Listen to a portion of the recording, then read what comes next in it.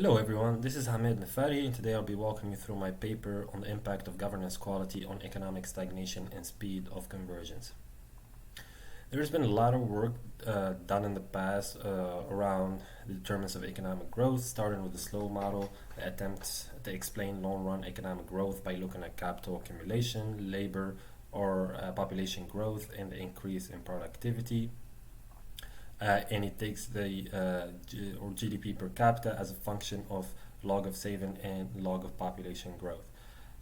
This model assumes that by holding the saving rates and population growth rates of poor countries equal to those of the rich countries, the poor countries should converge or should show some economic growth faster than the developed ones.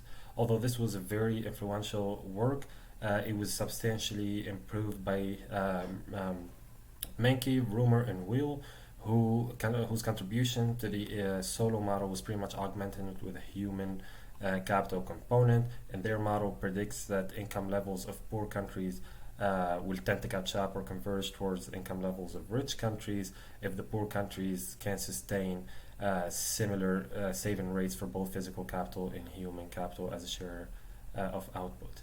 Having said that, we know that education and global wealth both increased substantially over the past decade or so. So why do we still see some huge disparities in economic development, and why do some countries are showing rapid growth while others are sustaining long economic stagnations? So to answer that question, we picked the four variables as indicators of quality of governance, which we think that it should explain why some countries are sustaining economic stagnation.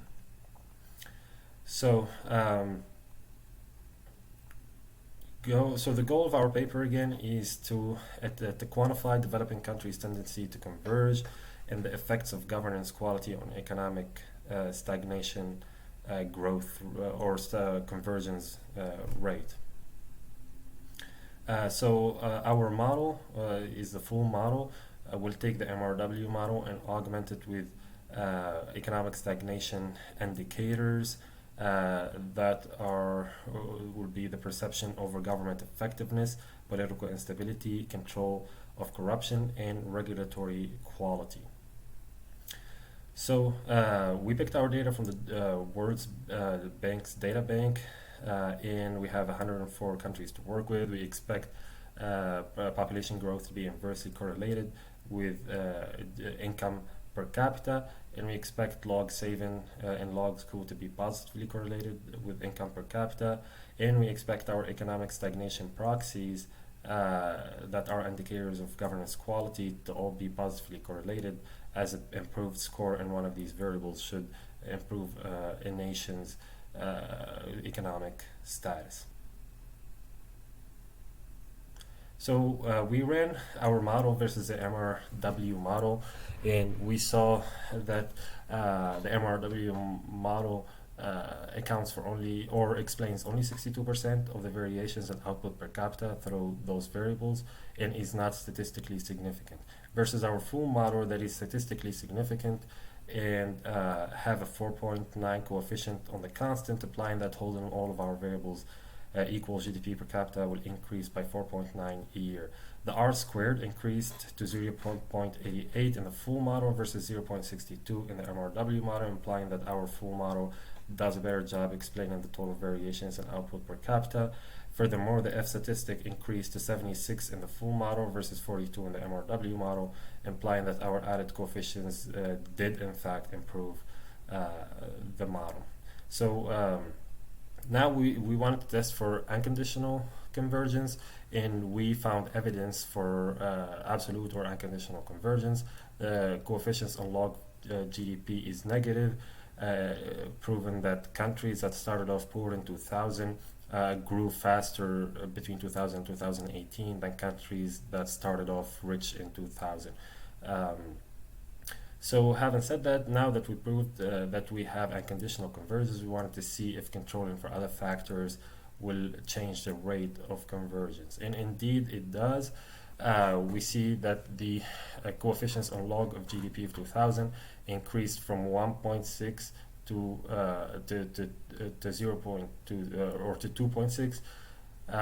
In the full model, it went all the way up to 405. In this model as well, we first note that income per capita gap is shrinking at a faster rate when controlling for savings, school, and population growth. Then it increases at an even faster rate when controlling for economic stagnation factors. So with the negative 0.405 coefficient on log of GDP 2000 in the full model, our results point out that almost half of the income per capita gap between 2000 and 2018 would have been eliminated if poor nations had the same rate of savings, education, population growth, and the same score of government effectiveness, regulatory quality, political instability, and control of corruptions as their developed counterparts.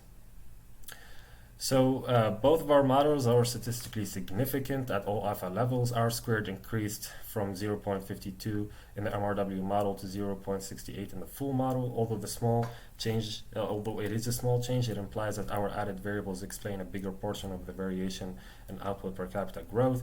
In both models, saving population growth and schooling all were statistically significant and had signs that are consistent with our expectations in the solo model as well as the solo model theory. In the full model, in addition to saving, school, and population growth, regulatory quality also showed statistical significance with the largest coefficient, while political instability, government effectiveness, control of corruptions were statistically insignificant. So finally, based on our full model results, we determined that the regulatory quality indicator of political stagnation has the biggest impact on economic stagnation, followed by school saving. So holding all of our variables equal, a 1 point increase in regulatory quality score will shrink the income per capita gap by 0.38 a year. This is an interesting finding that supports our theory that the perception on the quality of a nation government is a major cause of its economic stagnation or growth, where better perception on regulatory quality of a given nation attracts more economic activity, increases investment, and stimulates the overall economy.